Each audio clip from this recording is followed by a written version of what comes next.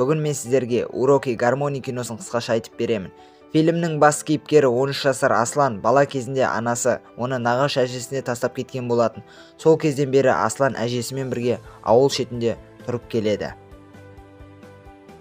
Келесі сценада біз яғни медосмотрға келген мектеп оқушыларын көреміз. Арасында Аслан да бар. Ол дәрігердің тексерісіне өтіп қан мен зәр тапсырады. Сосын урологқа соңғы болып кезекке тұрады. Бір кезде оның жанына Болат есімді бала келіп, "Не тұрып тұрма?" дейді. Аслан иә деп жауап береді. "Бұл жерде стаканда су болады. Ішіне химикат қосылған. Ішесің, моментально жатып қалады." деп кетіп қалады.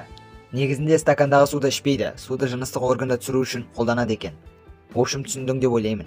Асланның кезегі келді. Дәрігерлер жатпаған үшін сызғышпен ұрмақ болды. Аслан Болаттың сөзін еске түсіріп, суды ішіп қояды. Бұны сырттан бақылап тұрған Болат пен басқа да балалар жыртылып күледі. Коктейль қалай екен?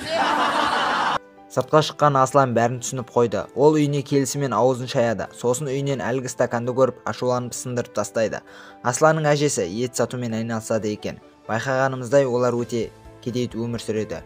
Келесі күні әлгі Болат мектептегі балалар жинап барлығын Асланға қарсы қояды. Сондағы әлгі суды ішкен үшін. Болат өзімен қатарлас және кіші балаларды басқарады. Ол Асланмен араласып достасқан баланың дәл өзі секілді шеттетілетінін ескертеді. Сабақта Асланның жанында отыратын бала орнын ауыстырады. Аслан мектеп асханасына келді.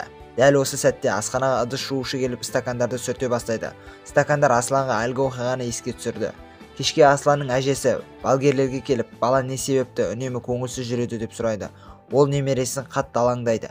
Келесі күні Аслан мектепке бара жатып кесіртке ұстап алды. Ол сөмкесінен банк шығарып өзімен бірге алып кетеді. Мектепке Мерсайын есімді жаңадан бала келеді. Ол мектепке барлығының Асланның қашқақтайтынын білмейді. Мерсайын қаладан уақытша келгенін айтып Асланмен танысып алды. Ол уақытта Болат достарымен бірігіп ақша әкелмегендері үшін кішілерге әлімжеттік көрсетуде. Соңында Мәди есімді баланы есектеп кемсітіп аяғынан тебе бастайды. Мәди ауырғанын айтып тоқтауын өтінді. Алайда қатыгез Болат аяушылықты білмейді. Мерсайын Асланның жанында отыр. Басқа балалар болса оған тесіліп қарап тұр. Сцена Шоқан деген жігітке ауысты. Ол мектептегі балалардан заттар мен ақша жинап түрмедегі жігіттерге көмек ретінде апармақ екен. Шоқанға Болат келіп, әлгі балалардан жинаған ақшаны тапсырды. Технология сабағы. Сыныптағы балалардың бірі Мерсайынға келіп біреулердің келіп тұрғанын айтады. Сөйтсе ол Болат екен. Болат оған біздің балаларды қағады екенсің деп тиіседі. Сосын төбелес орын алып технология мұғалімі оларды ажыратып алады. Сосын сабақ ортасында төбелескені үшін сынып жетекшісі келіп ұрсады. Сабақ біткен соң Асланға Мәди келді. Сосын сен негізі жақсы баласың, бірақ Болат сенімен араласқанды өлтіремін деді. Деп не үшін сөйлеспей жүргенін айтады. Сосын балағын көтеріп Болаттың кесірінен көгеріп кеткен аяғын көрсетеді. Аслан оның туфлиін көріп, мынаумен қалай жүрсің деген сұрақ қояды. Мәди оған фирменный кроссовкалары бар екенін айтты. Тек Болат тартып алады деп оларды кимей жүр екен.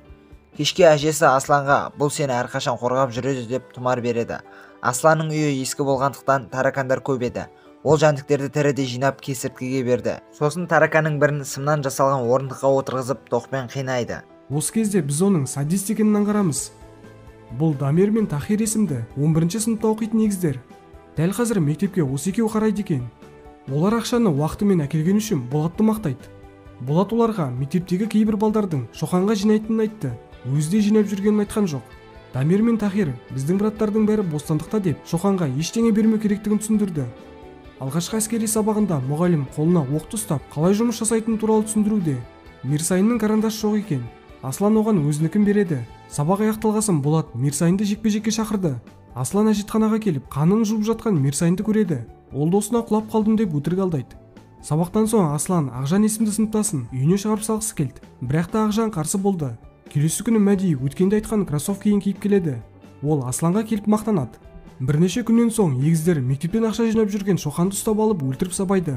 Сосын ақшаны Болаттың өзі де жинап жүргенін біліп, оны да ұрады. Келесі күні Аслан сабаққа келіп, жылап отырған Мәдидің анасын көреді.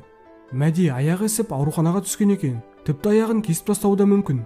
Бұл Болаттың іс екені белгілі. Ол жаңа аяқ киімге мәз болып футбол ойнап жүр. Сабақ біткесін Аслан күзетшінің жанына келді. Сосын әскери дайындық кабинетінің кілтін ұрлайды. Бала үйіне келді. Оның қолында оқ бар. Аслан көп созбай тапанша жасауға кірісіп кетеді. Және де тапаншасы дайын. Келесі күні сабақ ортасында сынып жетекшісі келді. Сөйтсе Болат Асланның сыныбына ауысқан екен. Ол қуанышты. Мұғалім зертханалық жұмыс жасаймыз деп оқушыларға стакандар таратады. Бұл стакандар Асланға таныс. Ол шыдай алмай құсып жіберді. Бұны көрген Болат орнынан тұрып, «Ей, сілімтік, шығып кет класстан» деп балағаттайды. Мирсайын шыдай алмай оны ұрып құлатады. Сабақ біткесін Болат достарымен жабылып Мирсайынды ұрды. Сосын «Сен де енді Аслан секілді жалғыз боласың» дейді. Мирсайынды Аслан байқап жанына келді. Ол ештеңе сұраған жоқ, не болғанын өзі де біледі. Бұл уақытта Болат футбол ойнап жүр. Ал Аслан кабинетке келіп тапаншасын оқтайды. 3 күн өткен соң Болаттың мәйіті табылды. Тергеуші Асланның сынып жетекшісін шақырып, кабинетінен оқ табылғанын айтады. Оған қоса Болаттың жаңа сыныпқа ауысып, 2 баламен жанжалдасқанын біледі екен. Болаттың мойнынан автокарандаштың ұшы табылған. Тергеуші әйелге күдіктілерді алып келуін бұйырды. Сынып жетекшісі Аслан мен Мирсайынды әкелді.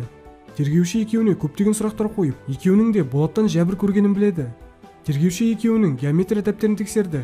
Екеуі де Болаттың мойнынан табылған карандашты қолданған екен. Қылмыс орын алған күні Аслан Мирсайынды үйіне шейін шығарып салып, үйіне кеткенін айтты. Мирсайын бұны растады. Полицейлер келіп балаларды тексерді. Екеуінің де киімдерінен қанның ізі табылды. Тергеуші екеуін де изоляторға қамауды шешті. Полиция бөлімшесінде тек бір ғана камера бар екен. Олар екеуін де бір камераға қамауды шешті. Тергеуші Болаттың қалай өлгенін біледі. Оған қоса Асланның да, Мирсайынның да Болатты өлтіруге себептері бар. Екеуінде де бірдей карандаш және қанның іздері. Енді тергеушілерге қылмыскердің кім екенін анықтау қалды. Камерада Мирсайын сенбей өлтірген деп сұрақ қойды. Аслан мен емеспін деді. Келесі күні тергеуші екеуін де жеке-жекеден шақырып сұрақтар қойды. Алайда екеуі де Болатты өлтірмегендерін айтады. Тергеуші күш қолдануды шешті. Олар балаларды түрлі жолдармен қинап, істі мойындатпақ болады. Бірақ та бұдан ешқандай нәтиже шықпады. Екеуі де іске қатысы жоқтарын айтып ақталуда. Бірнеше күннен соң камераға сынып жетекшісі келді. Бөлмеде Мирсайын жоқ. Сынып жетекші баланы сахнаға келді. Сосын оны орындыққа байлап тағы да қинайды. Аслан камерада жалғыз отыр. Оған кешкі асын әкелді. Аслан тамағын ішті. Сосын қасықты қайрап пышақ жасап алады. Амалы таусылған тергеуші істі басқаша түрде жабуды шешті. Ол Мирсайынға «Сенің өлтірмегеніңді білемін. Осы қағазға Аслан мені үйіме шығарып салғасын, мектепке қарай кетті деп жаз. Сол кезде сені босатам» дейді. Мирсайынның басқа амалы болған жоқ. Мирсайын камераға келді. Аслан өтірік ұйықтап жатыр.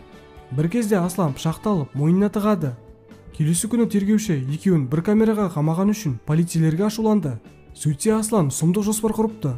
Қысқасы Аслан өзіне пышақ тыққан болатын. Оның қансырап жатқанын көрген Мирсайын көмекке келеді. Аслан кенеттен шап беріп, Мирсайынның басын темір кроватқа соғып өлтіреді. Аслан мойнына не үшін пышақ тықты? Сөйтсе ол Болаттың мойнына карандаш тыққан болатын. Аслан полицияға «Мирсайын маған шабуылдап мойныма пышақ тықты. Мен бар болғаны қорғандым» деп ақталады. Енді бәрі Мирсайынды қаншер деп ойлайды. Полицейлер не істерін білмей қалды. Олар Асланның қаншер екенін білсе де ештеңе істей алмайды. Полицейлер егіздерді тұтқындады. Енді мектеп қараусыз қалды. Мектепті басқа мектептің балалары басып алды.